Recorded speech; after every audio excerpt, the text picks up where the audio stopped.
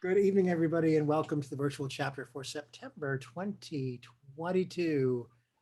Gosh, I was looking, we've been doing this since July 2016, I think it was, online on Zoom. It's amazing how we're racking up quite a library. So for all of you who may or may not be aware, the virtual chapter does have a library of guest speakers going back through the ages. And Leonardo da Vinci himself was on our show one time when we went away. That was really a fantastic episode.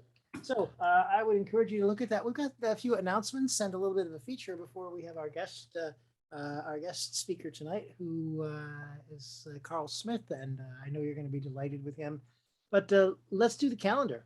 October 1st and 2nd, next thing on the Iact calendar at least, is the Iact Certified Stress Management Consultant Training taught by yours truly, a 2-day online weekend. If you're interested in being certified as a stress management consultant through Iact, check it out on the website and sign up. Do it today. And so something else going on in October, Karen. I know.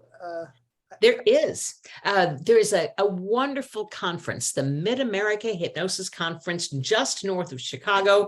It's going happening live and in person this year. I personally know the keynote speaker, and she's got some great things planned. Janet's laughing because I'm this year's keynote, and I'd love for you to join us. It's in October, the third weekend in October, 14th, 15th, and 16th, and you can find out all about it at midamericaconference.com, by the way. Prior to that, starting the 12th and 13th, I will have begin a certification training course, Iact certification, and people will then also attend the Mid-America Hypnosis Conference to sort of get a real big, in-your-face look at hypnosis right away for the newbies. Prior to that, in September, this Saturday, by the way, coming up this Saturday, I'm doing a 2-hour workshop on the goal affirmation technique. I teach it to all new students because it's a great way to teach them how to get off the scripts and have the client do all the work. It's all about listening and generating the information from the client. I still have some seats left, so if you'd like to join that, it's this Saturday. If you can't be there, there will be replays, but it's this Saturday at noon Central Time. And you can get information on that at karenhand.com/goal-affirmation. So you still got time to join me if you'd like to. Hope to see you Saturday. Those are my announcements, Michael. I love the way you said, get off the scripts. It's kind of like coming off of your meds. Script addiction. Oh my gosh, there is a workshop right there. Get off the script addiction. There you go. Yeah. So when they're going to do this, when they're going to go down this road. No. So one more on the calendar, November 16th through the 20th, 5 days, is the Iact Certified Master Trainer training, also online and also with moi. So if you want to spend 5 days with me, going through some great material about becoming a trainer and how to create training programs and certify students through Iact, that would be the time to do that.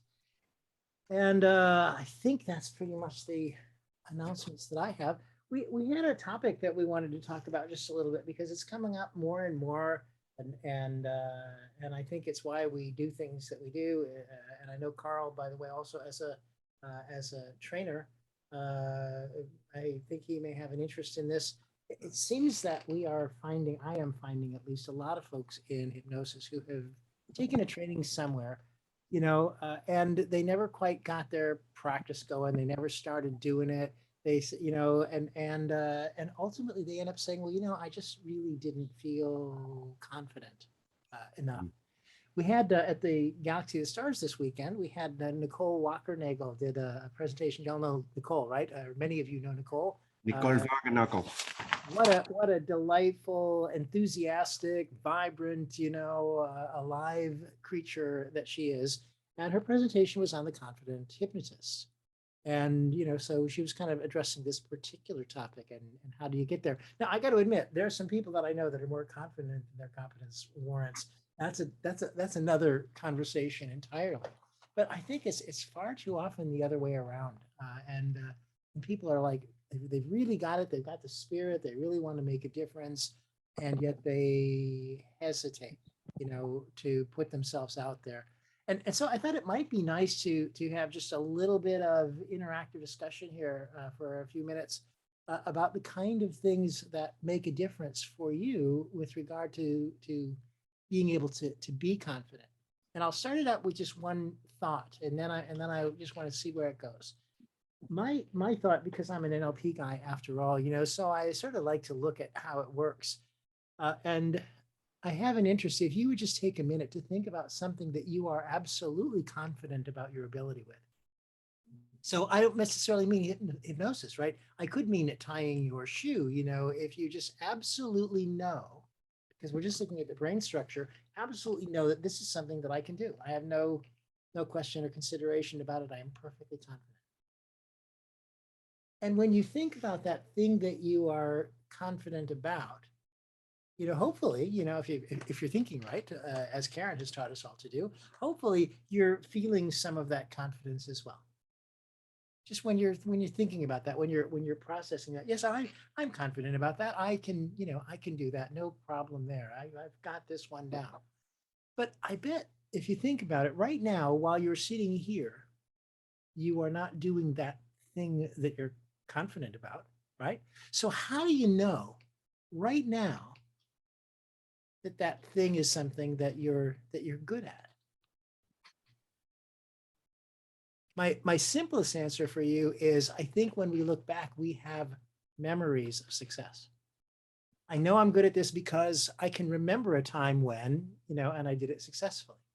And the more times you can remember, the more confident you can be. I can remember I did it again and again and again and again and again, then obviously those memories can serve to bolster you up.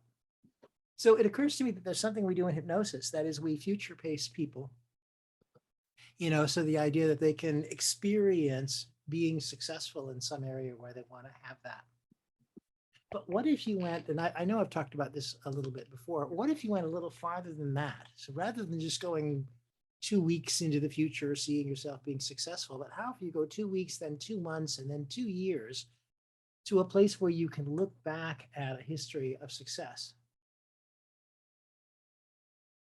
Now that's kind of interesting, because then you get that same feeling, that same sense of confidence that comes from just a natural knowing.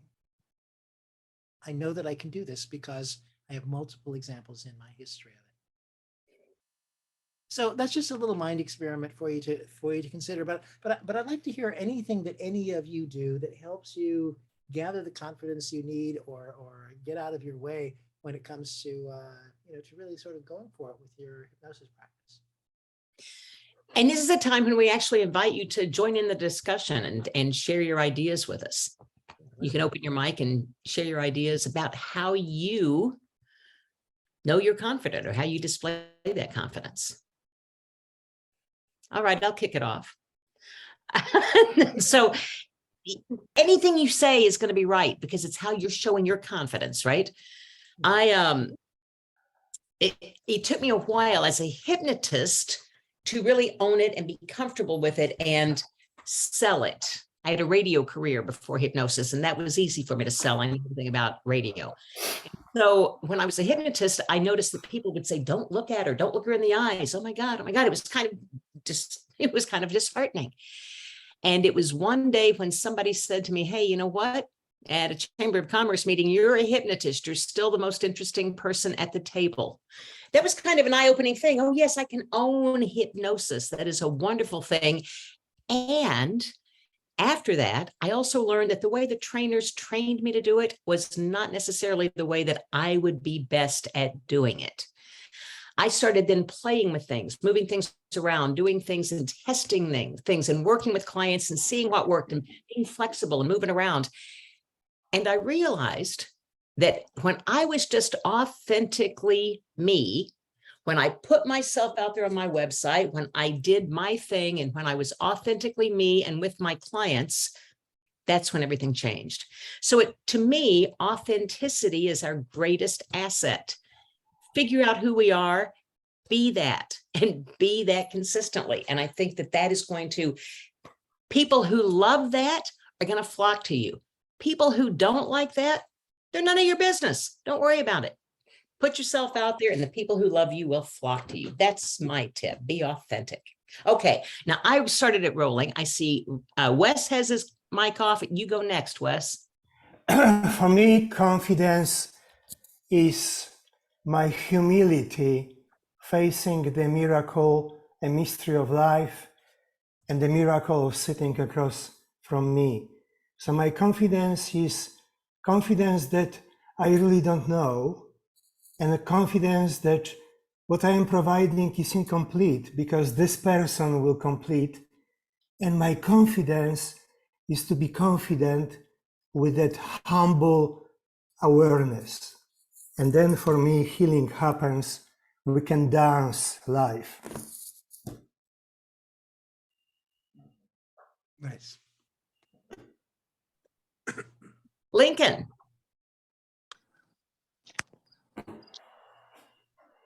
Oh, we can't hear you. Unmute. I thought you did. Good. Yeah. Still can't hear you. I'm going to ask you if you don't mind to check your volume setting on yours, and I'm going to see if somebody else wants to jump in. And we'll come back to you, Lincoln, I promise. I Jess- can talk. Oh, sorry. Oh, no, that's all right. You said Okay. that. Jump I in. did. Okay. Okay. I get more confident by doing what I learn right away. Because the longer I wait, the less confident I am that A, I can remember what I learned, and B, that I could even do it. So within 24 hours, I'm doing what I just learned, even if I only remember half of it. Yes. Yes, yay. I think that's a really important point too, is that sometimes we end up reducing our, I mean, training is training, you know, training is like what they do with football players and they get them on the field, you know, it's different than teaching and lecturing and gathering information. And I think sometimes we've got a whole lot about hypnosis in our head, but we haven't really gotten our hands into it in the way that we can. There's nothing, you will learn more from practice than you will ever learn from reading anything about it. Yeah. You know? One of my favorite hypnotists is a lady named Margot Adair that I met when I moved to California. Margot had written a book called Working Inside Out. I don't know that she's, to be honest, I'm not sure if she's still alive, you know, but she had written this book called Working Inside Out, and it was these great processes, guided meditation, transient things. Nobody ever taught her anything about hypnosis. By nature, she seemed to understand something about how to move people effectively into altered states where they could access powerful resources and make changes in their life. And then there are people that I know that can explain to you exactly how every hypnosis technique is supposed to be. They know it intellectually perfectly, you know, but don't seem to be able to get the results. So now, I'm all in favor of information. I think it's half of it. You know, it's like you have to know how to play the piano. You have to know what the various keys mean and stuff before you can start performing jazz, right? But both of it, it's that getting into it and doing that makes a difference, as I see it. Jessica, you had your hand up. Yeah. So for me, hypnosis, my motivation is it saved my life twice. And once I learned it and became certified, I didn't want to go back to a day job. And I was like, I just have to keep doing this. So my motivation is really you guys, Michael, Karen, every other hypnotist who's gone before me. It's like, I know I can make a career out of this, and I know where I don't want to go. And that's back into the regular work world. I love being independently employed and doing the work and actually helping people. So that's my motivation. You know, passion is another one of those great motivators. Like Jessica said, I love what I'm doing. How many of you do it because you just love what you're doing, right? Isn't that the truth? Yeah. We got time for another one or two. Who else wants to speak up? Lincoln, is your microphone? Well, Lincoln, can we hear you now? Oh, yeah. Can you hear me? Yes. It was a computer issue. Okay. So just a quick thing. I find confidence by not focusing on myself. I focus on the person I'm speaking to. And my question is, how are they hearing me? And am I being heard accurately? So it's like I'm not looking at the ditch on the side of the road. I'm looking at where I'm trying to go, which is communicating. Mhm. And I don't really care whether I'm confident. It's like, am I saying what I mean to say? Because I can feel, lost. That's fine. In fact, I prefer to be lost. Then I'm in their world. That's fine. So I focus on the connection and not so much the content. That's my story. Yeah, I can't imagine anybody thinking about being confident. It's like if you've really got it, you're probably not aware of it unless somebody points it out or something brings it to your attention. But when you're concentrating on what do they think about what I'm doing? There's some people do that. This is really just to in your face. Do they like the way this is going? Did I say the right thing? Are they?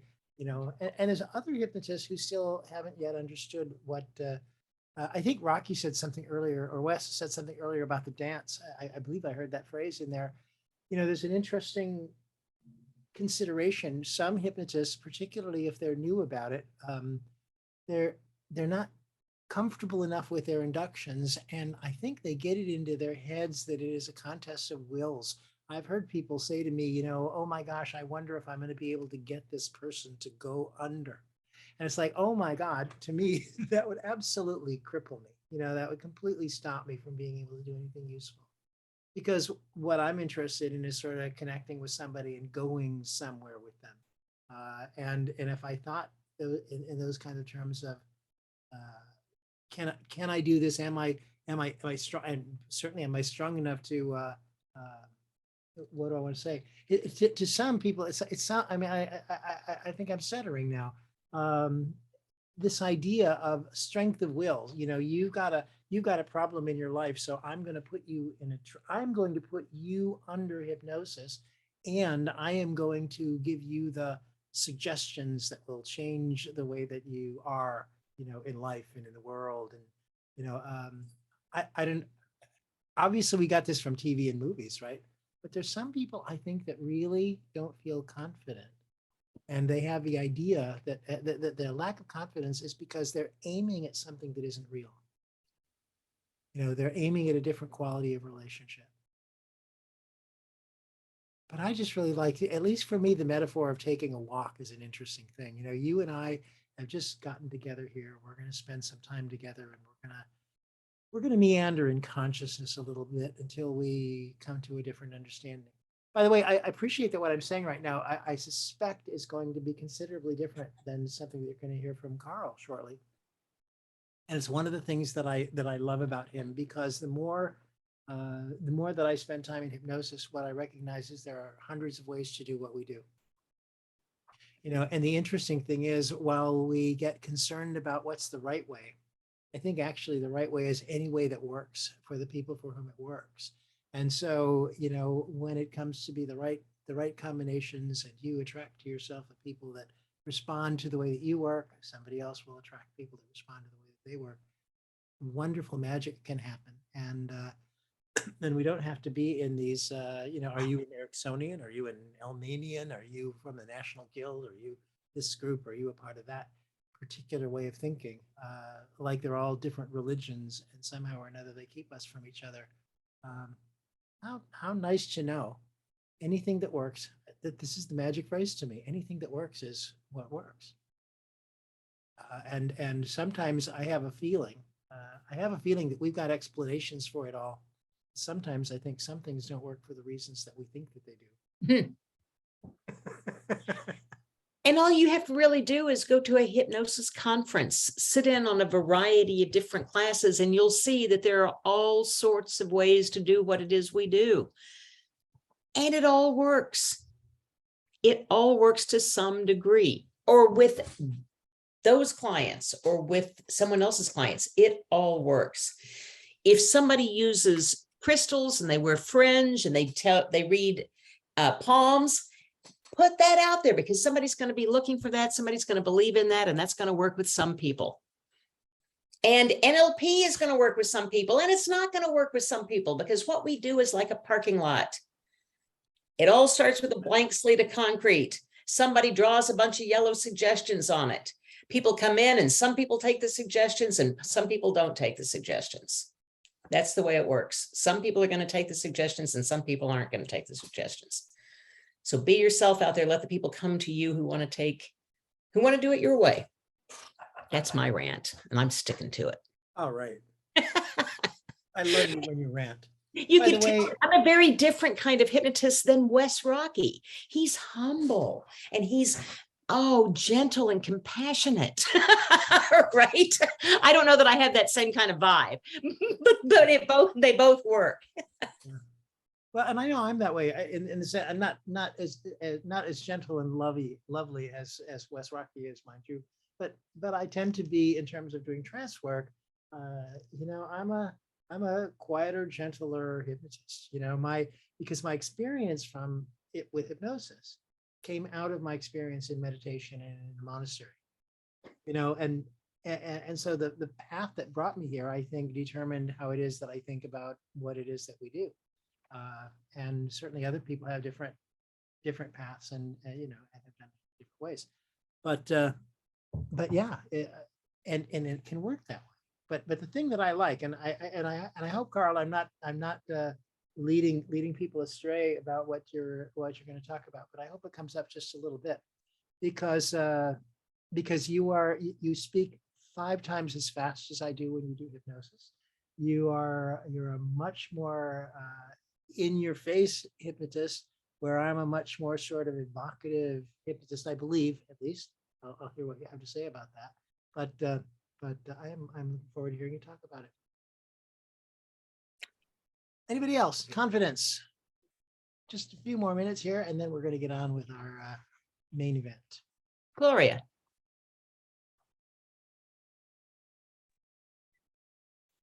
I'm going to tell you right now, when I've always had the most confidence, especially when I was starting out all these different courses, I'd learned something, right?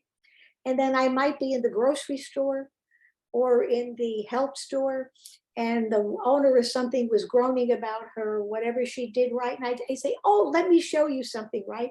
And I did, my enthusiasm. And this woman got rid of her, whatever it was that time with her arm. And she said to me, oh, she can't do this, that, and I said, oh, let me just show you this. In the meantime, there was a line of people, and her people were waiting on them. And I just took her and I said to her, I did an NLP thing that time, and I'm not quite sure which one it was, but I asked her, are you like computers or something? No. Do you like cameras? Yes. So I had her do the swish right there in her store, standing on the side. Took like 5 minutes. Done. She was good. I left. Next time I saw her, she said, that worked. And it was my enthusiasm, but of course I believe in my craft.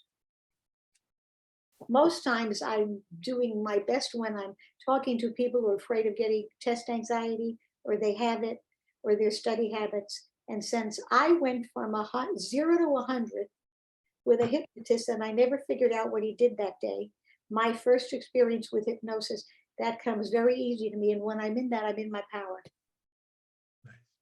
Being in your power. That's a great thing, Gloria. Thank you so much for sharing that with us. Be in your power. Isn't that what we do? We empower our clients to live their best life, to be their best. Mm-hmm. So thank you all for sharing. That was wonderful. I hope everybody got some great ideas about how to do that. Somebody had mentioned they wondered if the virtual chapter was a place to go, like with questions and stuff like that. I think we might want to create some opportunities for that sort of thing as well. So yeah. Yes, thanks everybody. So now, by the way, somewhere in the world, it is almost 2 o'clock in the morning. Just shy of 2 o'clock in the morning. And at 2 o'clock in the morning, our friend Karl Smith is waiting to talk with us. And Karl, I have a sort of a honking biography and stuff that I could do with you. But I'll tell you what I'd really appreciate if you would be willing. I'd like to hear just a little bit about what happened before 2006, and then what happened after that, and that might lead us right into the evening. Yeah, we'll do. Good evening or good morning, wherever you are in the world. It's definitely morning for me at the moment. And I hope you're all well. And yeah, so my name's Karl Smith from the UK Hypnosis Academy. And as Michael just pointed out, then in 2006, before 2006, I spent 12 years in the British Army. I went to all the places that your holiday representative definitely will not send you to. I went to all of the sandy places. I've done the Northern Islands, the Kosovos, the Balkans. I've done all of the humanitarian stuff. I had a great career, and I did 12 years in Her Majesty's, and it still is Her Majesty's in my heart, Army. And I left the Army on a Friday with a lot of planning and joined the UK police on a Sunday. So I only had one day off from 12 years service. And funny enough, 7 days prior to that, I'd actually been in Iraq. I was in Qazar in Iraq 7 days before I joined the UK civil police. So it was a little bit of a turnaround in my head. It was really, really hard going. And I had some good people to look after me for the first few weeks of my civilian life, let's just say. I had a great career in the Army. I left and then joined the police. I then became a SWAT officer. I then became a SWAT trainer. So I was teaching people how to drive fast cars, shoot things, and other thing, and dangle off of ropes off of buildings and all that type of stuff. So that was my career.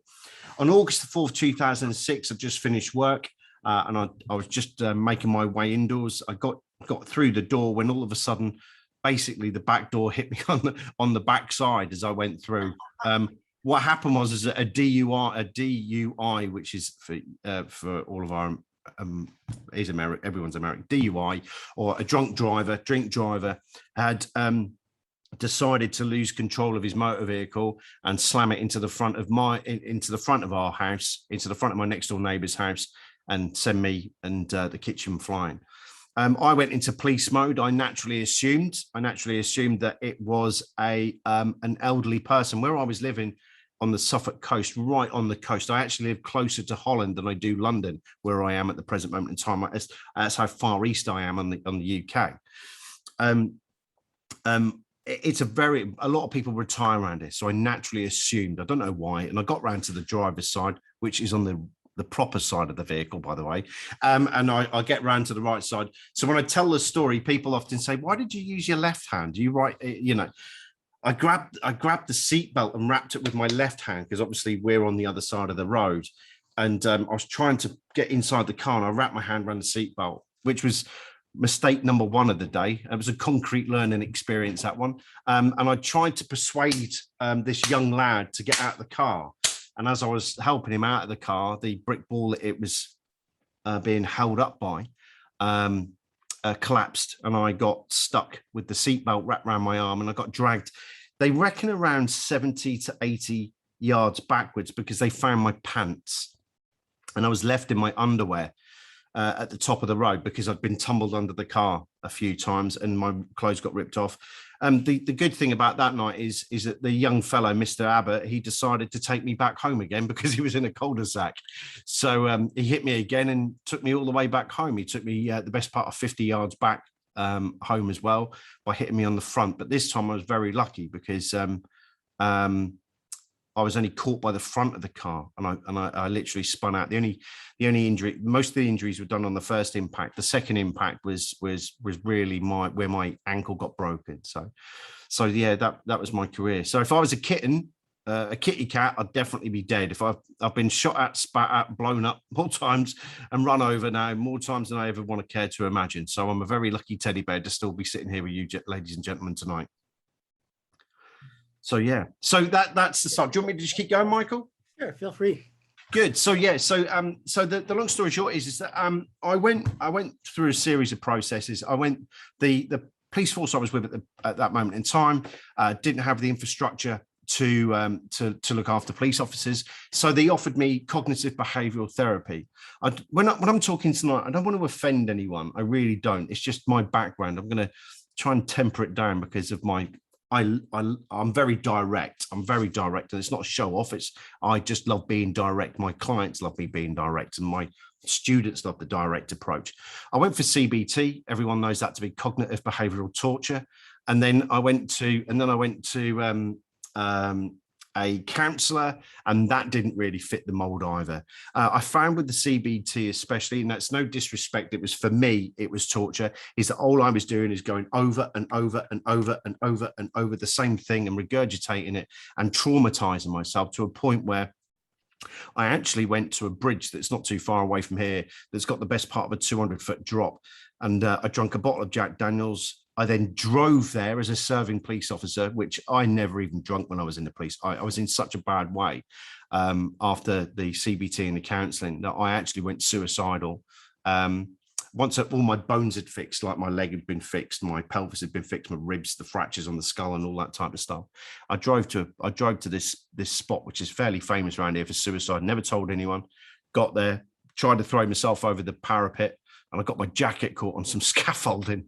So this is why when I talk about being a kitten and being at 9 lives, I've definitely gone through them ones. I went over the parapet, got stuck on the other side on some work that had been done.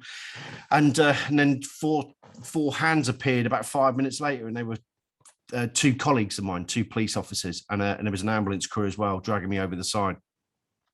And it was realised then that I needed more than CBT and counselling. And a friend of mine came up to me and he said, "Have you ever tried hypnosis?" And my first words were, "Go away," but in a very Anglo-Saxon type way, really. Go fuck off, that basically, that way. So if anyone's offended by bad language, I'm really fucking sorry. But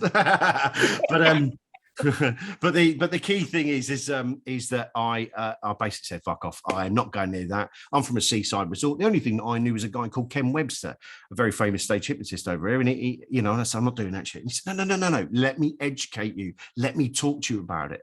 I said, "All right then, so let's have a look at it." And he did like a taster session. And that taster session was one of the worst and best experiences of my life. I was so nervous, and I still hold this close to my heart, this moment now, that first time this ever happened. Whenever a new client walks in, this is what happens. And I remember that first time that it happened to me because I know what they're going through. So and he took me through this process, and bang, the whole lot came out.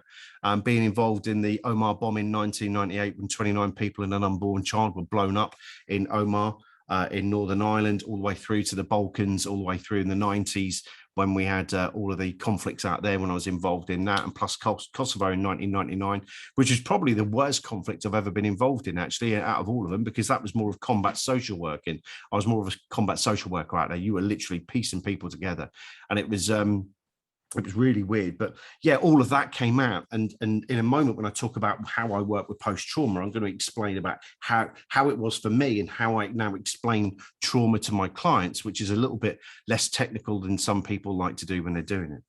So I don't know if I'm going to, I don't mind. I'll stay up till 4 o'clock. I've got an hour, but I don't mind. I can stay longer. It's up to you guys. But what I would like to do is if I ask somebody to jump on with me later, can we get somebody to do a demo with? Is that right? Yeah, cool. Okay, so what I will do is I'm now going to go through a little process with you, and I'm going to talk about why I do what I do and the exact explanation of why I do it. I am not a fan of scripts, and I have my own personal point of view on that, and I know some people really love them. Some people just can't get away from them. What I'm now going to teach you now will pull you away. This is not an advert, but there's about 450 videos on my YouTube channel. So what I'm explaining now is, if you don't quite get it, if you go to my YouTube channel, you can watch it all for free. So you can watch me live with clients. I get people to come on and work with me. So if there is something you've missed, you're more than welcome to jump on there and go have a look at it yourself. There's no expense, just you can go have a look. So the key thing about when somebody walks in, I'm going to explain it as if somebody's just walked in. I'm just going to give them a very, very simple model to work with, so they can basically start to bring down the barriers, any barriers they've walked in with them. And the very simple psychology that I work with, I keep things very, very, very, very simple in my life. I'm an ex-soldier, ex-Royal Artillery, so there's we're like that, really. If it's just, you've got to keep it simple, stupid. So if a client was to walk in, the first thing that I'm going to do is is go through my psychology, why we do what we do and why you're doing what you do. Do I care that scientifically, do I care? No, that if I'm scientifically right? No, I don't. I know that if I've put this up before, somebody's gone, oh yes, but it's not this, it causes this and it's this sign. I don't care. The idea is I'm setting up a belief system. I'm setting up a belief. That's all I'm doing. I'm getting them to believe in me, to buy into me, to trust me. Bang, we're in. Once I've done that, the therapy started. So the therapy for those people, for those people, like I was listening to you guys a little while ago. If there's one thing that you do out of tonight is get a YouTube channel, because at the moment I'm flat out. If you've not got any clients, get a YouTube channel. Even if you've got clients, get a YouTube channel. The reason being, most of my clients are actually fixed before they walk in the door, because of the belief that they watch. When they watch my YouTube channel, they watch my YouTube channel and go, I want that. So Michael was talking a minute ago, he's very soft, he's very calm. When I'm working with my clients, we're fucking swearing all day long. I am bang, bang, bang. Now, for people who don't want my services, who don't like that, that's fine. They will go to somebody like Michael or anyone in here who's very soft. That's brilliant. There's room for everybody. I do it because I've done special forces type, not literally I've been in special forces. I've done the SWAT side, I've done the military side, and I like to be very upfront, very direct, very much we're going to get on with this. That's it. We're in. Very Almanian, the way that I work. And the way that when people watch me on YouTube, they walk in and they sometimes, that pre-talk, that preamble, that belief is already there. They'll sit there and I won't even know them. They're swearing, they're feeling at home, they're offloading, they're talking away. And I can see the cogs have already started and I've not even gone for any hypnosis induction. They've already released, they're starting to release as they come through the door. So my advice, if there's one thing you take from this, and there's there's one of my, you can go to YouTube and go figure out how to do this anyway, but there is on my YouTube channel, how to set up a YouTube channel as well, which is, you can do that. But the key thing is even if you only do a couple of videos and put them on there and talk about who you are, what you do, and do that, what I've just done there, and do the whole Joseph Campbell hero story, we go through that pattern and you tell people about your life experiences, then guess what? They'll walk in that door and they'll be cooked already. They'll be ready to go. So the key thing about this, the key thing about working with the way that I work is about working content free. This may confuse a few of you, but I don't do a consultation at all. The only questions that I ask my clients when they come to see me or prior to arrival are the contraindications for hypnosis: schizophrenia, bipolar, personality disorders, epilepsy, narcolepsy, psychosis, either by drink or drugs. Epilepsy, by the way, I do work with epileptics, but it's just a case of, it's just for my knowledge to know that it is. I've never seen anyone have a reaction, or abreaction as some people call it, a reaction by that. So the key thing is that when I'm working away, they're the only questions I ask. And the reason being for that is that I like being a hypnotist, not a psychotherapist. And I don't mean to be rude to that, except I work with the subconscious, unconscious brain. I'm not sitting there working with cognitive bullshit. That's the way I've always worked. And it works for me and my clients. So I don't ask many questions. And the reason being is, and I would like to see a show of hands, is that how many of you have ever had a client before, you've done a consultation and the issue was never the issue? Yeah. It's all the time. It's all the time. So why do we spend half an hour, 45? I was talking to somebody the other day, they said, yeah, I do an hour-long consultation. What, listening to cognitive bullshit? Why do you do that? Why I just don't get it anyway. But the point being is that I'm going to show you something in a moment that will then amplify what I've just said there to talk about it.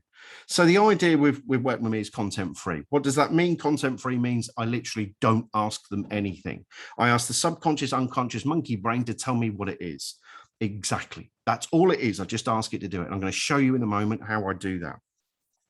Is the emotional detox that I'm going to go through in a moment is the foundational work of everything that I do. Everything that I teach works around the emotional detox. In some of my sessions, I'm going to go through it in a moment. In some of my sessions, I will only do this emotional detox. And if you go to my YouTube channel, there's one of the videos that's a post-trauma one that you're greeted with straight away as you hit the channel. And on there, you'll hear me not talk. I won't hardly talk during the session. I will not talk in the session. I pull the pin at the very beginning and let it go. So the key thing is that if you, just coming back to that YouTube channel, vitally important for you therapists, if you're struggling getting clients, and also as well, if you have got, and you've got sessions where you work with people or you work as a group, you know, whether Linda works with Janet or Michael works with Brenda, and you know, you've got permission to use it on YouTube, use it, because it's a real good opener for your clients. So the key thing is that when I'm working with people, is it simple psychology? I'm just going to come back on myself. Okay, I'm going to talk to you as though you were one of my clients. Client walks in the door. First things first is we go through the contraindications. Make sure there's none of those. Any of those red flags, it's a referral back to the GP. Make sure that the doctor and the site team are happy for me to work with them. I won't work with anyone with any contraindications. There is I don't want to sound like I'm promoting it, I'm not. There is a full video on contraindications in hypnosis on my YouTube channel. You can watch that later on. So the first thing is that simple psychology. Left and right brain. Left for logic, right for emotions. Remember, I'm talking to you as though you've just walked in with me. Left for logic, right for emotions. You've got two hemispheres in your brain. Left, right, sat in the middle. Sat in the middle is a bunch of component parts that sit there flashing all day long, giving you your fight, flight, freeze response. We don't need to go into those component parts, but you just need to know that there's certain elements that are sat between these two hemispheres that sit there going fight, fight, freeze. Left for logic, right for emotion. Emil QA once told us if there's a conflict between emotion and the intellect, the emotion will always win. And then I go into, have you ever said anything before that you may well have said in haste, you know, very quickly, and then regretted later on? So we're going through that emotion. We get them on board by talking to them about, have you ever said anything? Have you ever done anything? Have you ever done anything that's then half an hour later you've gone, oh shit, why did I say that? Why did I say that? That then falls into place there. You can also as well go down the route of the old Elman thing with the lemon as well. You can get them to do something that they may not like. There's one that I always use, which people find funny. It's crude, but it works real good treat, is that Elman used to use the lemon. I use a warm diaper. And that works really true. So what happens is I get the person to put their hand out in front of them, close their eyes, and imagine that I'll put a big wet hot diaper, or nappy as we call it in England, a nappy diaper in their hand. Just imagine the weight of it, smell it, and bring it up to your nose. And it just refines people when they're sitting there going, oh God, and they're repelling, they don't want it near their face. They don't want to smell it.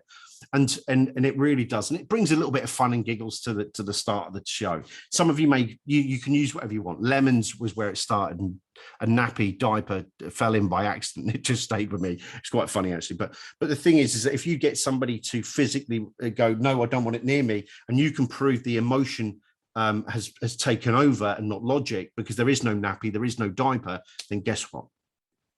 So the point being is that conflict between emotion and the intellect, the emotion will always win. That's a QAism. Okay, so the idea is that we're to bring that back online. Sat in the middle is a bunch of component parts. Fight, flight, freeze. Fight, we verbally fight or physically fight things. Flight, we run away. Or freeze, we curl into a ball and hope it all disappears. And what I do is I then just go through it. And we've also obviously got fawn as well, but I leave that one out because I like to keep with those three just there. Fight, flight, freeze. And I get them to, and I just mention things like fight. Have you ever got into a fight before? Have you ever physically got into a fight?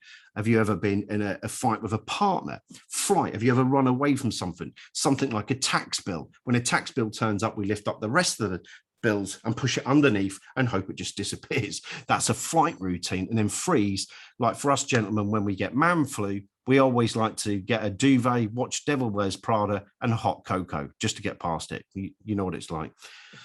Men and man flu just don't mix. But the idea is that I show them that in their natural lives, in their day-to-day living, that they're doing a fight, flight, freeze. From the moment they entered this world to the moment they depart and do whatever they're going to do and whatever their spiritualism is, they're going to be doing that fight, flight, freeze. And I explain that.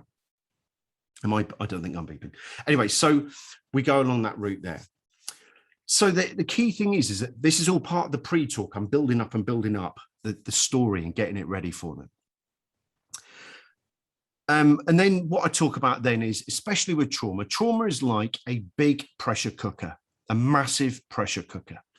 The key thing about life is like a huge pressure cooker. This is how I felt. This is why I explain it.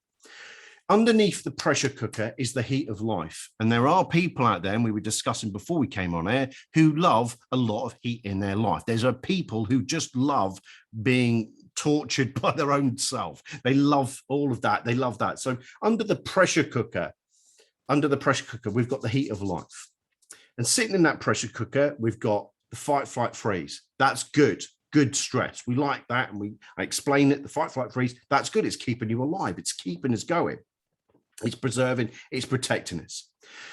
Then what happens is as we're born, certain things happen. And these pressures build, these things build and build and build and build and build and build. And if we don't grab the top of that pressure cooker and go and bring it down, what happens is we accumulate this stress until it gets to the top, until we feel like we're going to go bang.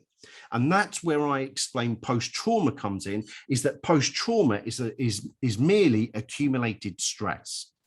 In my opinion, post-trauma doesn't come from one incident. It can be a catalyst to releasing it, but I don't think that you don't get post-trauma. You can get trauma from an incident, but I don't think you get what we classically call post-traumatic stress disorder from just one incident.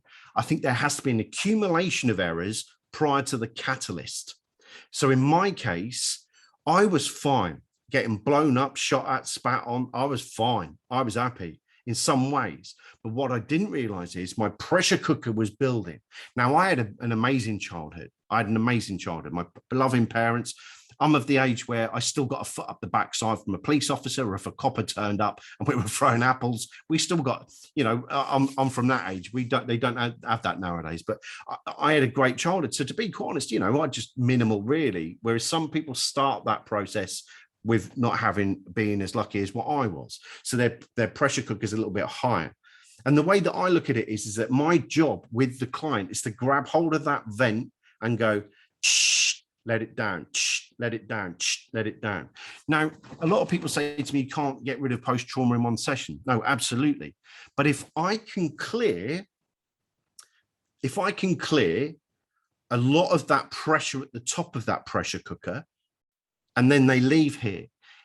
When they were coming in and their pressure cooker was filled, they were making really poor decisions. They were making, irrational things that are going on. They're not doing it right. Whereas when I release the pressure cooker, I'm giving them that clarity. I'm giving them that space to make really, really good, and qualified answers or questions or even judgments about what they're going to do in life, so that clarity gives them that moment of freedom where they can then make changes. And I found that by using that explanation, it helps people so much.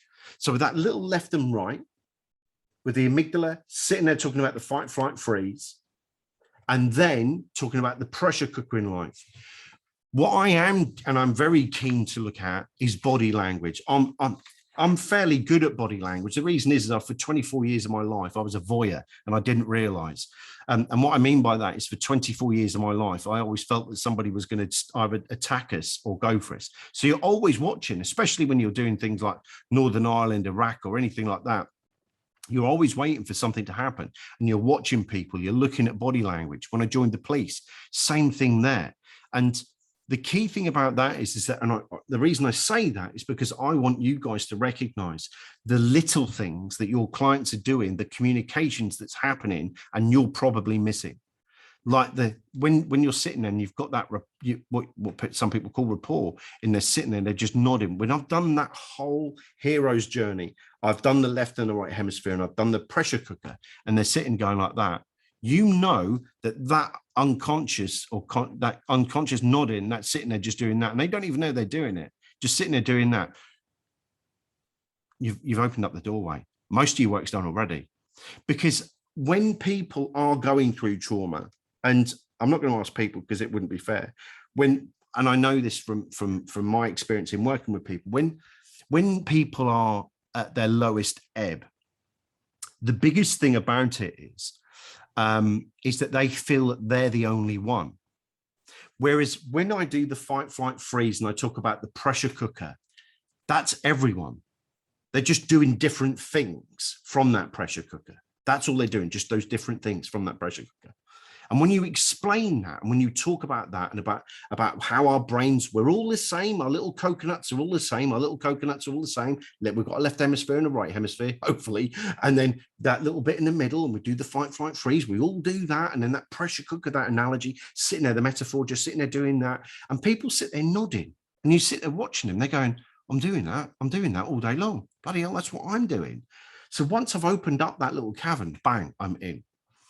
And that's the way that I look at things like that. So that's the way that I explain why we do what we do. And that's a very simple psychology. So if you were sitting with me now, on average, that takes me about 7 minutes from the moment they've walked in the door to then literally getting to that point there. But I just find that little preamble, that pre-talk, not talking too scientific. People love to pontificate on Facebook and all the other crap about, oh, you need this. Yes, but it's not scientifically correct, Carl. Who gives a shit?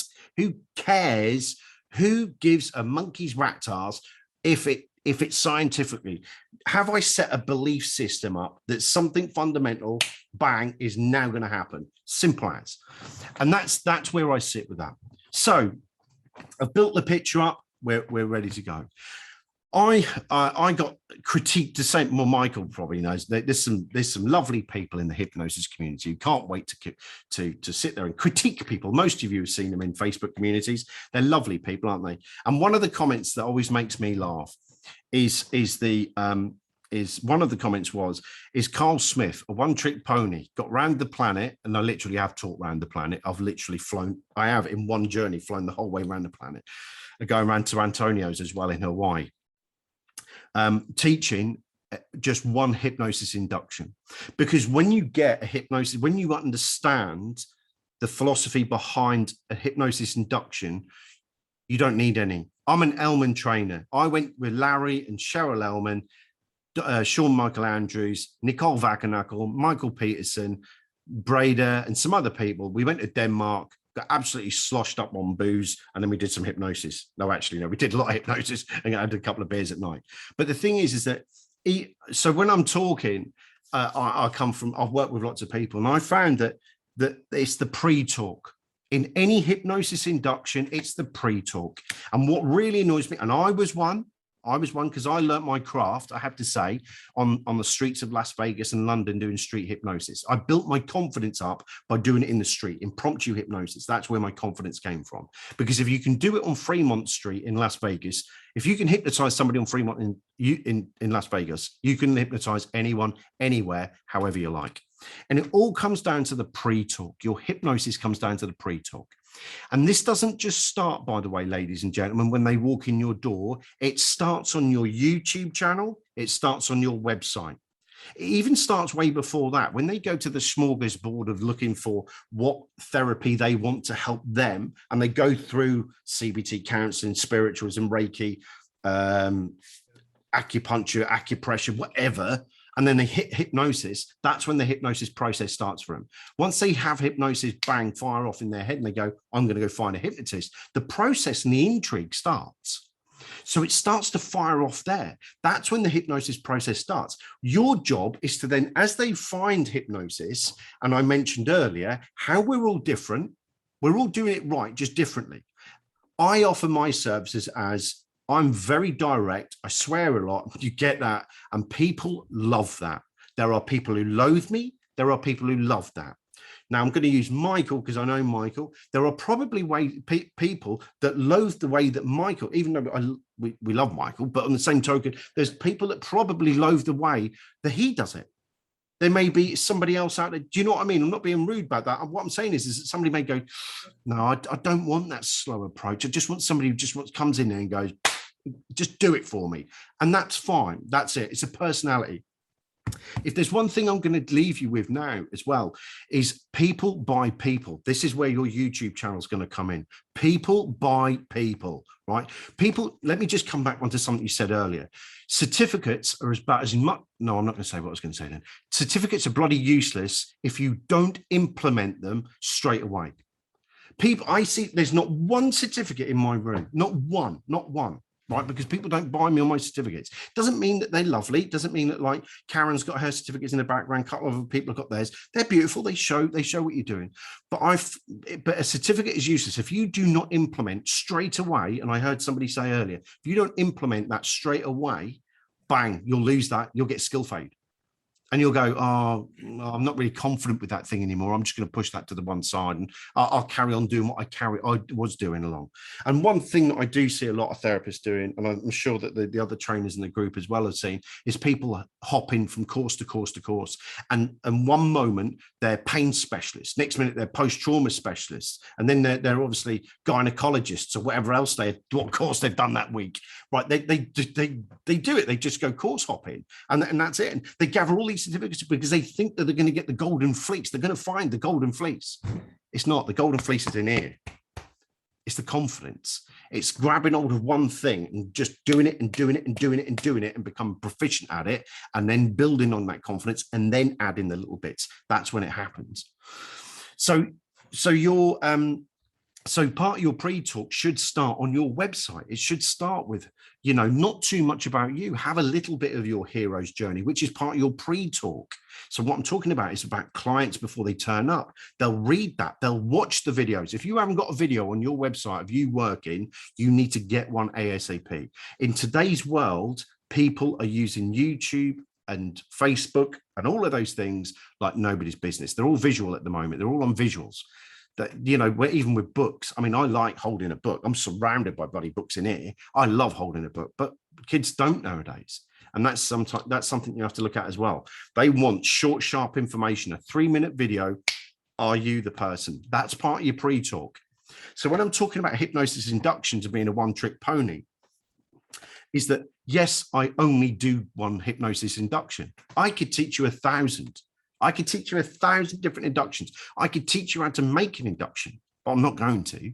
I could teach you how to do it by dropping, like the catalyst induction with Elman, by dropping this 3 times, and the second time, notice your eyelids 3 times, and all that. You can do that once you know the mechanics, but it's the pre-talk that you need to get, and that's where it comes in.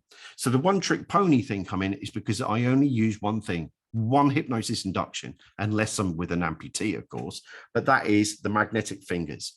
Magnetic fingers is a suggestibility test that all I've done is just made it go through to as an induction. So the key thing is that when I am starting my sessions, when I am doing anything, I tell them what we're going to do, and then we're going to do it.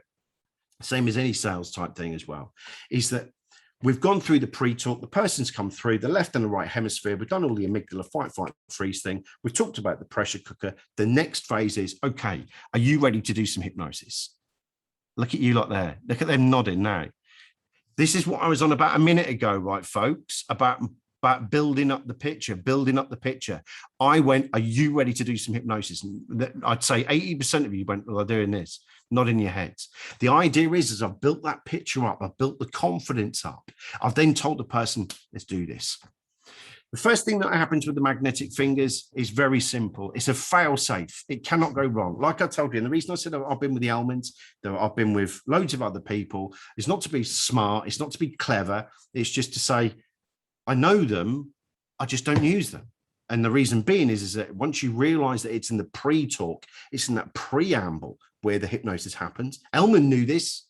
And Elman never did all of the inductions. You speak to Larry, he never did all of that part of the inductions. He never, if you speak to Larry, sometimes he didn't bother with the dysphasia stage, but he didn't bother with some of it because he knew it was in the build-up. So if you build your picture up and go from there, magnetic fingers anyway, I do it first. I go, right, what we do now is we're going to do like this, then we're going to do this. I get people prepping their hands already. There we go. But the thing is that I've just said, right, all I'm doing is prepping the client. So what we do is we do this. We do that. We get our hands up, put our 4 fingers out, 4 fingers out like so, separate the fingers. Then what I do is I explain to them in a moment. So I'm building it up. In a moment, you're going to see and feel the hypnosis, okay? In a moment, you're going to feel and see the hypnosis happen in front of you. Ready to do that? Good. Get them to rub their hands. Good. Let's go for it again. Right, now I get them to copy me. Hands together like so. Hands together, interlock like so. Hands up like so. 4 fingers out like so. Separate your fingers. Stare at the tips of your fingers. Keep staring at the tips of your fingers. Keep focused on the tips of your fingers. Just keep focusing on the tips of your fingers and watch and feel the hypnosis happen now. Just only imagine now what it feels like now. For that hypnosis to go down your arms, into the bottom of your fingers. That's it. All the way up to the top of your shoulders, into the top of your head. And just imagine that hypnosis trickling down your forehead now, and just trickling all the way down your forehead now, and hitting the top of your eyelids. Eventually, you'll just feel those eyes start to blink. Just notice the eyes starting to blink now. And what we do then is I just go through that process. It's as simple as that. If your pre-talk is right, let's just make sure. Anyone, 3, 2, 1, just open your eyes. There we go. There we go. Everyone's back. Right. So the key thing is that my pre-talk is where it happens. The build-up and the expectation is where it happens. In a moment, you're going to feel and see hypnosis happen. So when you see people for the first time doing the magnetic fingers, I feel like I'm rushing because I know I'm on a bit of a TikTok here. And I don't want to sound like I'm advertising. I'm not. I wouldn't be so rude. But if you go to my YouTube, you'll see full demonstrations of me doing this with people all day long. So I get them to do that and then do that. I've built the picture. I've built it up.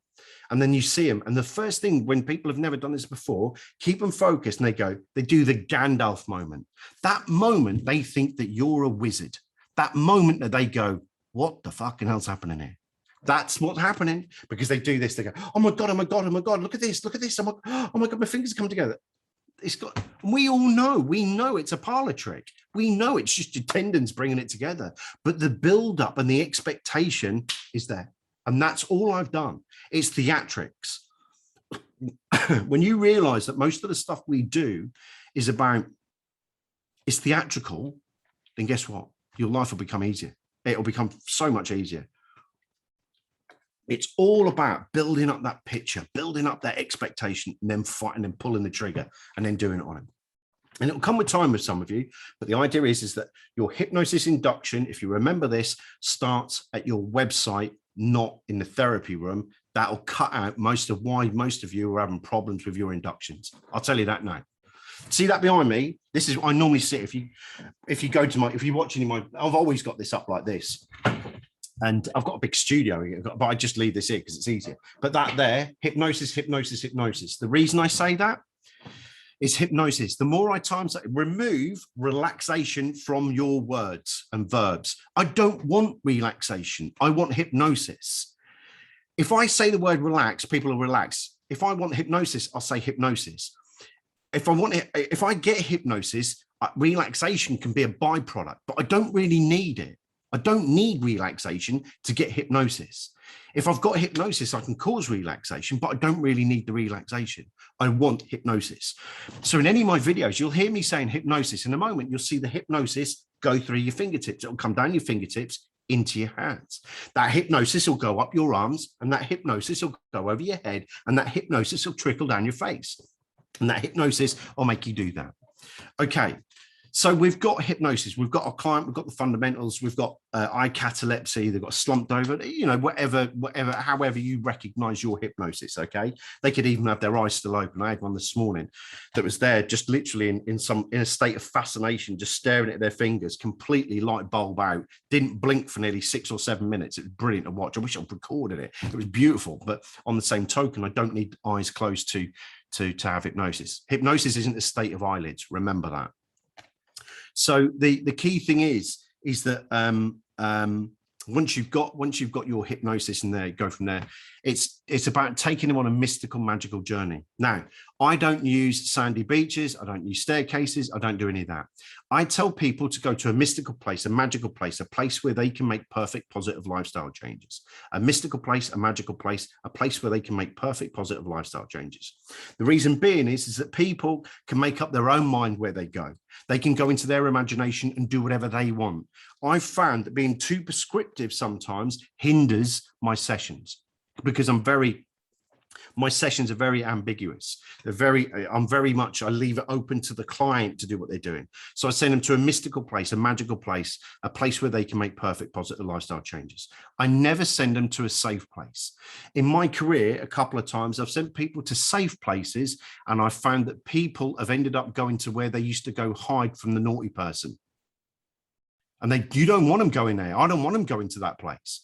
Well, not yet. I mean, we can deal with that later on, but I don't want to drop them into their safe place. I've done it when early in my career, and I had people going into coal bunkers underneath the stairs to go hide. That was their safe place.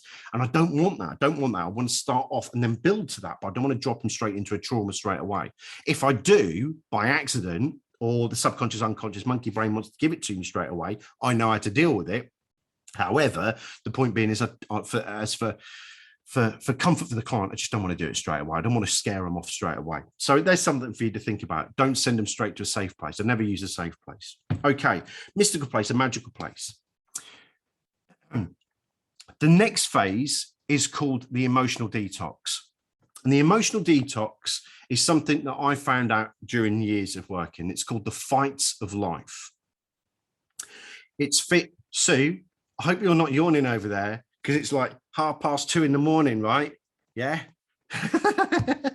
Right. So what we've got. No, my husband had surgery today. I was up early. I'm sorry. God bless him. I hope he's well.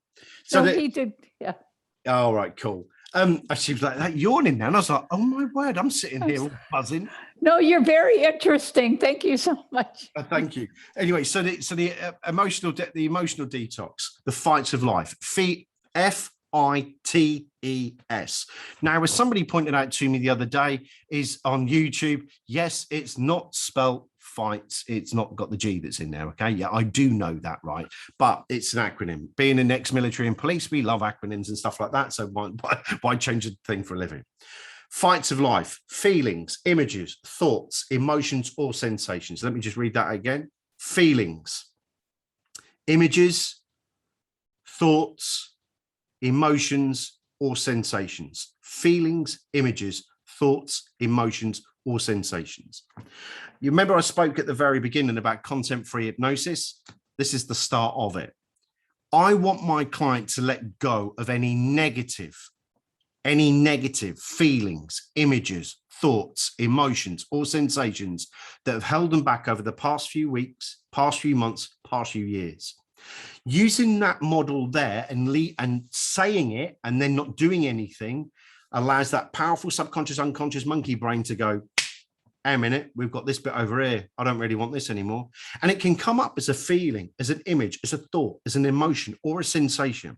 But what I found is that by using those 5 there, I'm covering most of my arcs on how a client can let go.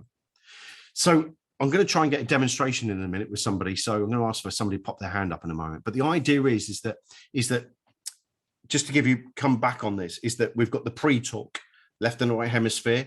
Then I go through the process of the induction, Maggie fingers all the way through. Then I come through to a mystical place, a magical place, a place where you can make perfect, positive lifestyle changes.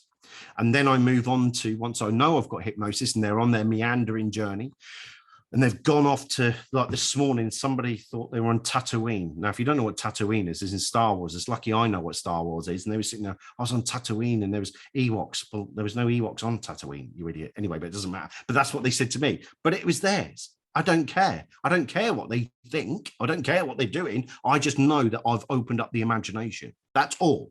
Because I firmly believe that hypnosis is 2 things, focus and imagination. If I can get focus and imagination, I've got hypnosis, whether eyes closed or open, doesn't matter.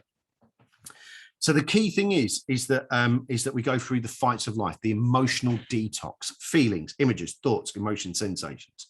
Now, the most powerful part of the session, nothing, just keeping quiet, having the confidence to not say anything.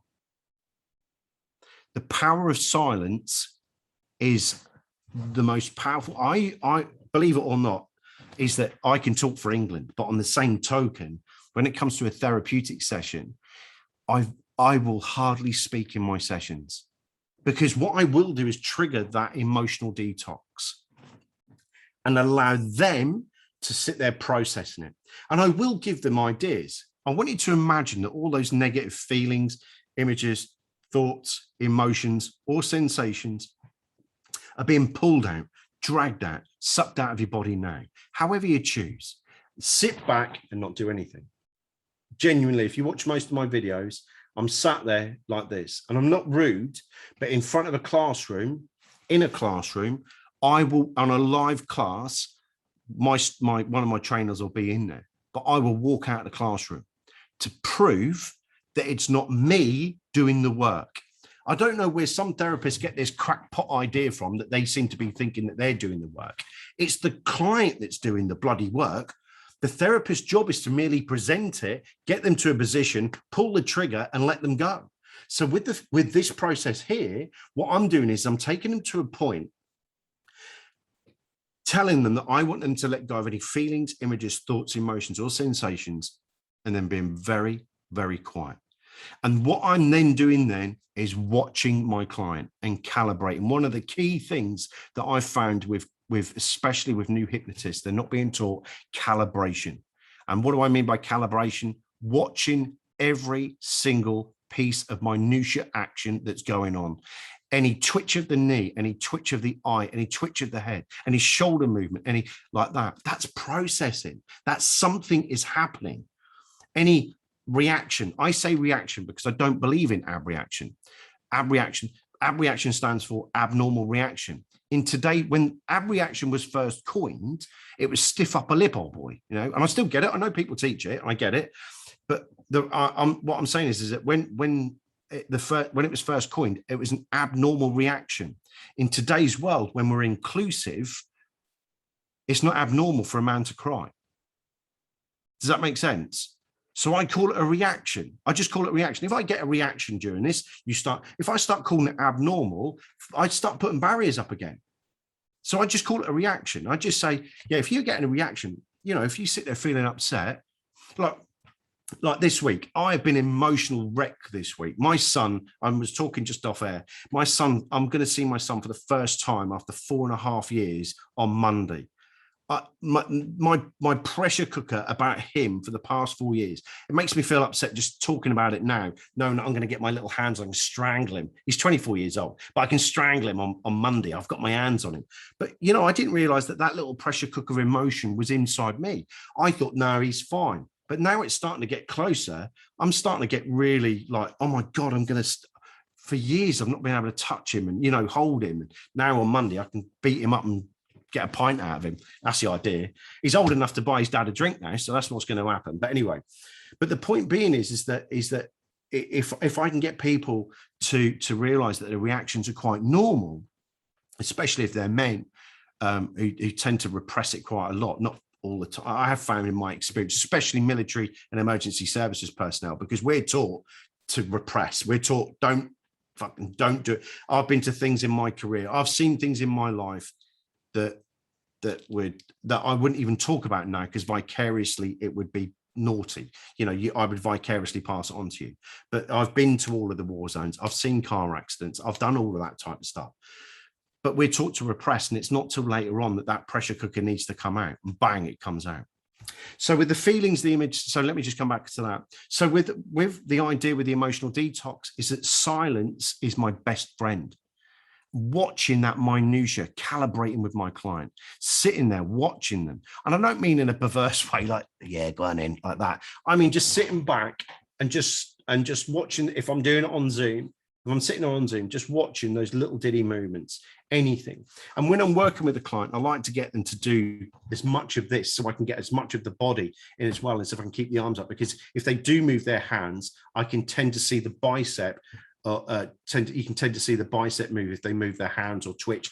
It's always better to see people one-to-one, but on the same token, if you can't, best thing to do is to see as much of the body as you can so you can see any of the movements. And then go from there. So the calibration is massive. And I sit there, and sometimes if you watch some of my videos on YouTube, I will leave a client for 10 minutes. And like I said a minute ago, on a live class, I will walk out of the classroom. I'll walk out of the classroom and leave for at least 5-10 minutes to prove that the client's doing it.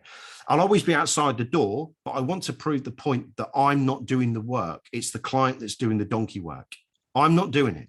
Once I pull this trigger and they're gone, they're gone. That's it. And all I'm going to keep doing then is with calibration is know, and you'll learn this, when to bring them out, when they stop moving, when they stop twitching, when they stop crying, when they stop shouting. I had a man in here the other day, and these are fairly thin walls in this office, quite a big office, and he was just going, "Fuck." And that's all he was doing. One of his reactions was he was swearing just really loudly like that, to the extent that somebody next door came in and said, "You all right?" "Yeah, you're fine, yeah, you're fine."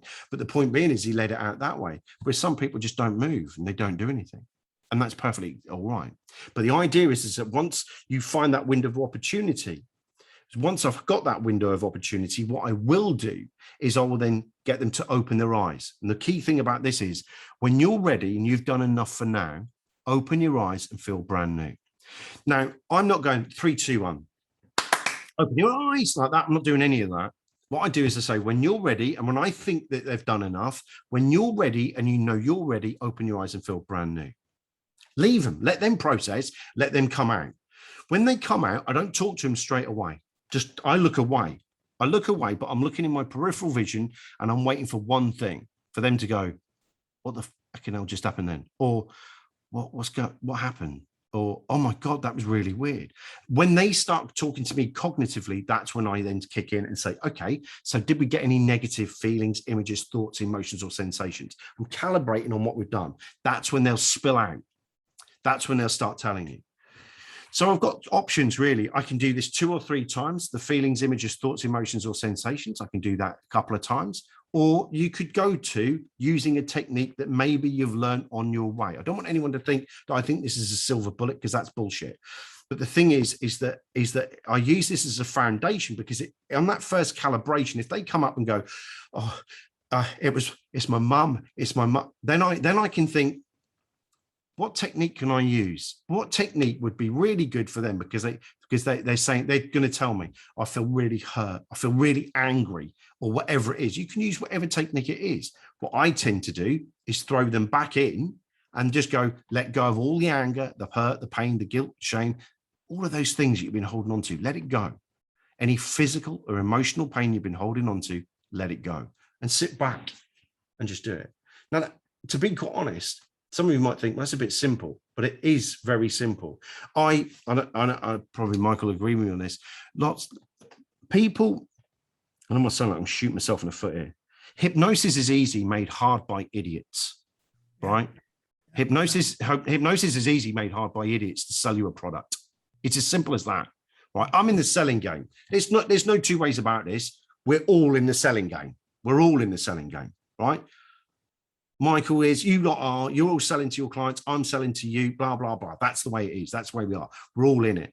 But there's sometimes I just look at things and I just think, if that is just an overcomplicated thing that confuses the students, just so it looks fan-dabby-dozy. And there's so many techniques. One in England at the moment, I'm not going to mention it. It's got 3 letters in it and people are raving over it at the moment, past life regression. Anyway, I'm not going to mention RTT. Anyway, the thing is that, no, it's at the end of the day, it's Emperor's New Clothes. And I mean respectfully to Marissa Peers as well, is that she's done a grand job in advertising that. She has. There's no 2 ways about it. It's a beautifully packaged Emperor's clothes.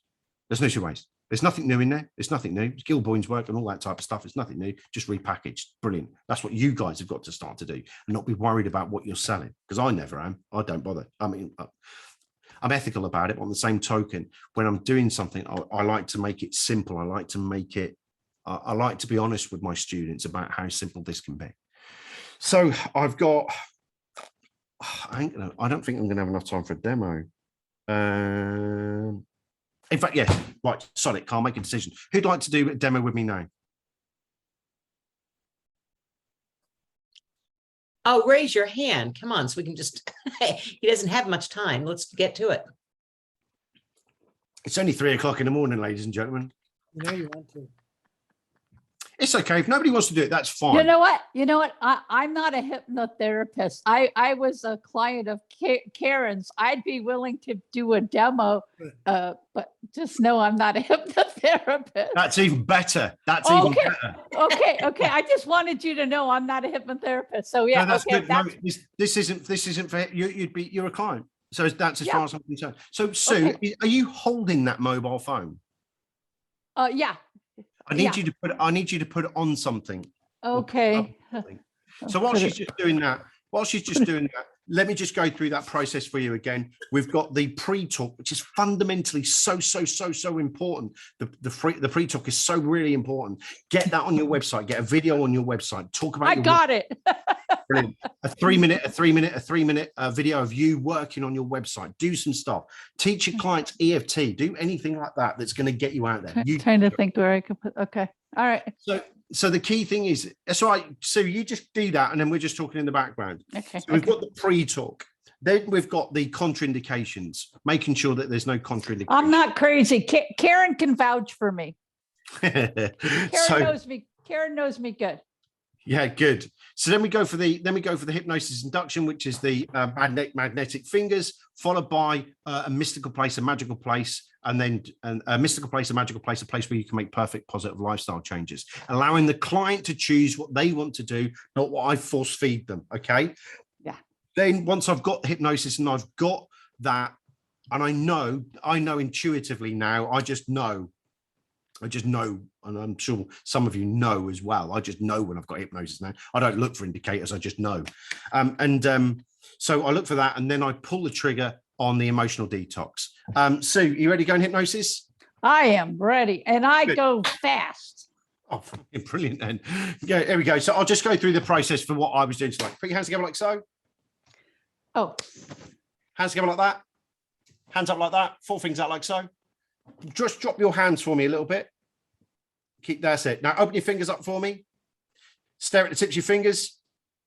Just watch that hypnosis pull your fingers together now. Just only imagine now what it feels like now for that hypnosis, your hypnosis, to pull those fingers together now. That hypnosis is going to go down your hands, into the back of your neck, over the top of your head, over the top of your eyelids, until eventually feel that hypnosis hit the top of your eyelids. Gone already. So the thing is, allow your hands to drop down really quickly now. That's it. All I want you to do now is go to a mystical place, a magical place, a place where you can make perfect, positive lifestyle changes. Just only imagine now what it feels like now. So just continue going on a mystical, magical journey now. Right, just quickly then, is I wouldn't necessarily work as, she gave me the information. That was theatrics, what I just did then, by the way. I didn't need to do that. I could have just got her to close her eyes, but for the purposes of what we've done tonight, I wanted to show how the way I work. She'd already told me she drops like a bag of wrenches already. She's told me that I don't need any more. If she'd gone into hypnosis already with Karen, then that's fine.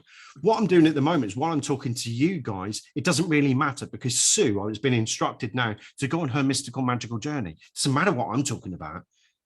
It's not about me. It's not about, she's processing, she's off, right? So I can talk to you and she's still doing what she's doing. Sue, what I want you to do is, I want you to know, while you're on a mystical, magical journey, is to let go of any negative feelings, images, thoughts, emotions, or sensations, any negative feelings, images, thoughts, emotions, or sensations, any negative feelings, images, thoughts, emotions, or sensations that you've held on to over the past few weeks, past few months, past few years. Just imagine, only imagine now, Sue. Just imagine, only imagine now what it feels like now for any of that negativity to be pulled out, dragged off, out of your body now. Just imagine it being sucked out of your body. Imagine that weight, that burden, that tension, that pressure that you have held on to, starting to get pulled out of your body now. One by one, piece by piece. Sue, carry on doing that while I talk to the rest of the class. Anyone else doing anything? If you want to close your eyes and just go through that process, you're more than welcome to. But the idea is that Sue's now processing. If I watch her now, calibration. All I'm doing, just watching what's going on. Just let go, Sue. Just imagine that big thing you've been holding on to coming up to the surface now.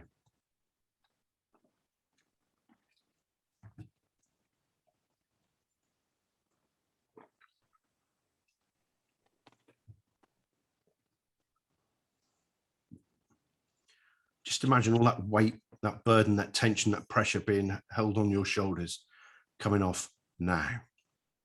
Have you noticed once I haven't even asked her what it is? Something's happening. yeah. I don't need to know. I don't need to know what it is. She does. I don't. And that's what's coming up now. The pressure cooker of life is coming out now. That's what you're seeing.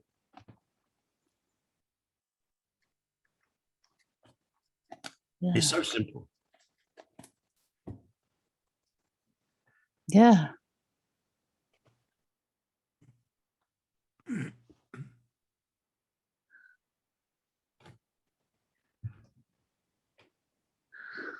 Yeah. Let it go. Yeah. Okay. Let it go. Let it go. Okay. Okay. Let it Yeah. go. Let it go. Okay. Let it Yeah. go. Let it go. Okay. Let it go now. Okay. Yeah. Yeah. Okay. Okay. It's okay. Okay. So just do me a favor. Just watch my hand. I'm going to push my hand underneath your belly button now. I'm going to push all that pressure and tension all the way through your belly button, through your chest. Watch Sue. Watch all the way through your neck, out of the top of your head. And all that pressure and tension you've built up can come out now. Don't forget, ladies and gentlemen, that suggestion is not verbiage and wordage. They're actions too. So if I do this, if I push my hand underneath your belly, Sue, all that pressure and tension that's been building and building and building, I'm going to push all the way up, all the way through your belly button, all the way through your chest, out the top of your head until it explodes out the top of your head and leaves you once and for all now. Yep. Yes. And what's going to happen, Sue, is over the next couple of minutes, next couple of hours, you're going to let go of the pressure and the tension, the hurt, the pain, the guilt, the shame that had been holding you on. But you're going to do it peacefully and calmly. You're going to do it really peacefully and calmly. Anything that's been holding you up, holding you back, just do it. Okay. Yeah. You feel all right? Yeah. How did it feel for you when you went into that then? It was very peaceful. It was good. Did you get any feelings, images, thoughts, emotions, or sensations pop up? It was just, yeah, just very peaceful and calm. It was just family shit. It was all family shit. So you just, yeah. What's going to happen now is that look what I'm doing, folks, right? All that stuff that you've been holding on to over the next couple of hours is going to come out the top of your head. You'll let it go. And as one pops up, just take a nice big deep breath, let it go, and say something like, let it go, or fuck off, or fucking whatever. And just let it go, right? And let just it go. Let it go. Let it go. There she is. Let it go. So what I want you to do over the next couple of hours, just let go. Any dramas, speak to Karen and Michael, and then I'll be on the end of my phone. So if you do need me, just give me a shout. I've hit the hour, and I know that these guys are very strict. Hey, you're awesome. Just pull the pin on her, and just that's it. Job done. Guys and girls, it's been an absolute pleasure. I don't want to harp on about it, but if you want to go to my YouTube channel, which is UK Hypnosis Academy, I think Karen and Michael have got the links for it. Go there and you'll see full demonstrations of this. I haven't really given we've got an hour with each other, and it's very early in the morning. I'm not going to get until 4, but on the same token, go watch that. Go out there, be confident, go out there and be a master of just one thing at the moment. Just don't be a jack of all trades. Grab something you like, master it, then move on. Don't sit there and plaster your rooms with certificates, because you fuck yourselves up. That's all I can say on that. But you'll do that. But if anyone wants me, please reach out. If you need anything, I'm always on the end of an email. Michael, Karen, thank you very much for tonight. Have I covered enough for you? Lovely. Yes, you have. Thank you. Yes. So grateful. And because we do need to get out of here now and give you a chance to get your rest, Oh, I'm good. I'm up now. I've had a Thank coffee. you for spending the night with us.